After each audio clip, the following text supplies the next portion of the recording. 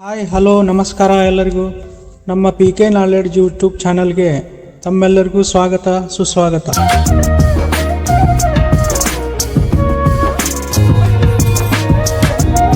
ಪ್ರಿಯ ವೀಕ್ಷಕರೇ, ICC champions trophy ಒಂದು ಜನಪ್ರಿಯ ಏಕದಿನ ಪಂದ್ಯಾವಳಿಯಾಗಿದೆ. ಇದನ್ನು ಮಿನಿ ವಿಶ್ವಕಪ್ ಅಂತಲೂ ಕರೆಯುತ್ತಾರೆ. ಇದನ್ನು ನಾಕೌಟ್ ಪಂದ್ಯ ಎಂಬ ಹೆಸರಿನಿಂದ ಕರೆಯುತ್ತಿದ್ದರು.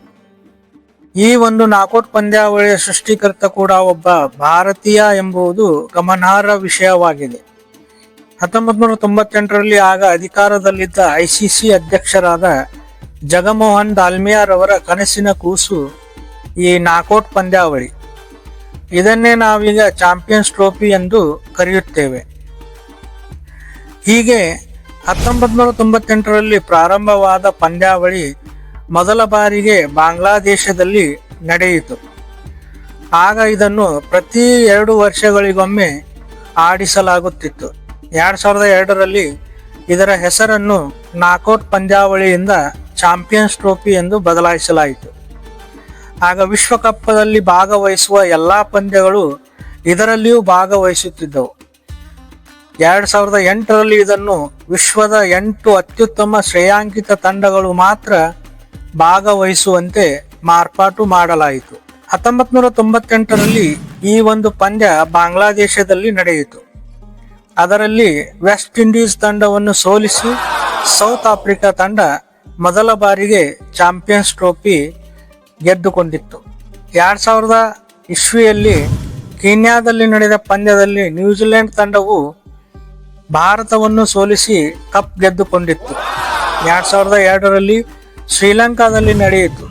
ಆದರೆ ಮಳೆಯಿಂದ ಫೈನಲ್ ಪಂದ್ಯ ರದ್ದಾದ ಕಾರಣ ಜಂಟಿಯಾಗಿ ಭಾರತ ಮತ್ತು ಶ್ರೀಲಂಕಾ ಪ್ರಶಸ್ತಿಯನ್ನು ಹಂಚಿಕೊಂಡಿದ್ದವು. 2004ರಲ್ಲಿ ಇಂಗ್ಲೆಂಡ್ನ ಆತಿಥ್ಯದಲ್ಲಿ ನಡೆದ ಪಂದ್ಯದಲ್ಲಿ ಆತಿಥೇಯ ಇಂಗ್ಲೆಂಡ್ ತಂಡವನ್ನು ಸೋಲಿಸಿ ವೆಸ್ಟ್ ಇಂಡೀಸ್ ತಂಡ ಟ್ರೋಫಿಯನ್ನು ಗೆದ್ದಿತ್ತು. 2006ರಲ್ಲಿ ಭಾರತದಲ್ಲಿಯೇ ಪಂದ್ಯಾವಳಿಗಳನ್ನು ಆಯೋಜಿಸಲಾಗಿತ್ತು. ಆಗ ವೆಸ್ಟ್ ಇಂಡೀಸ್ ತಂಡವನ್ನು ಸೋಲಿಸಿ ಆಸ್ಟ್ರೇಲಿಯಾ ತಂಡ ಟ್ರೋಫಿ ಗೆದ್ದುಕೊಂಡಿತ್ತು. 2008ರಲ್ಲಿ ಪಾಕಿಸ್ತಾನದಲ್ಲಿ ನಡೆಯಬೇಕಿದ್ದ ಪಂದ್ಯಾವಳಿ 2009ರ ಅಕ್ಟೋಬರ್ದಲ್ಲಿ ಸೌತ್ ಆಫ್ರಿಕಾದಲ್ಲಿ ನಡೆದವು.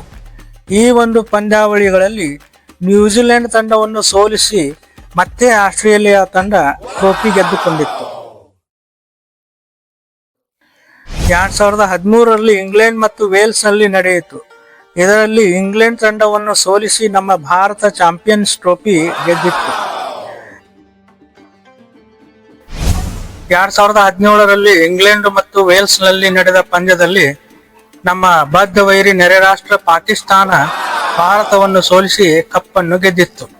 2017ರ ಬಳಿಕ ಹಲವಾರು ಐಸಿಸಿ ಪಂದ್ಯಾವಳಿಗಳು ನಡೆಯುತ್ತಿದ್ದ ಕಾರಣ ಚಾಂಪಿಯನ್ಸ್ ಟ್ರೋಫಿಯನ್ನು ಸ್ಥಗಿತಗೊಳಿಸಲಾಗಿತ್ತು.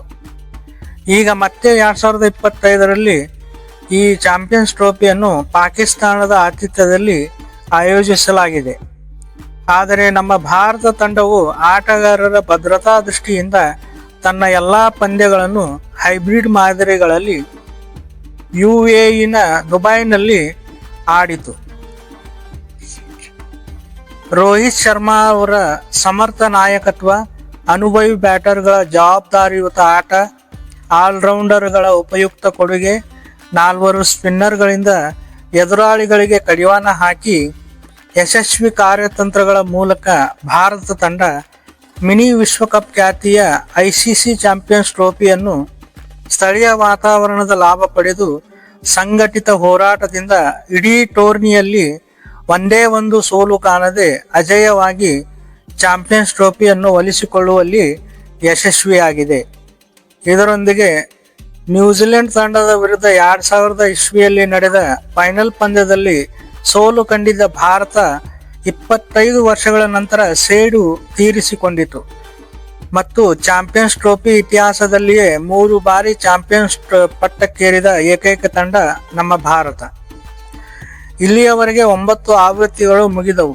ಮುಂದಿನ 10ನೇ ಆವೃತ್ತಿಯು ನಮ್ಮ ಭಾರತ ತಂಡ ಗೆದ್ದಿರುವುದರಿಂದ ನಮ್ಮ ಭಾರತದ ಪ್ರತಿಷ್ಠಿತ ಕ್ರೀಡಾಂಗಣದಲ್ಲಿಯೇ ನಡೆಯಲಿವೆ.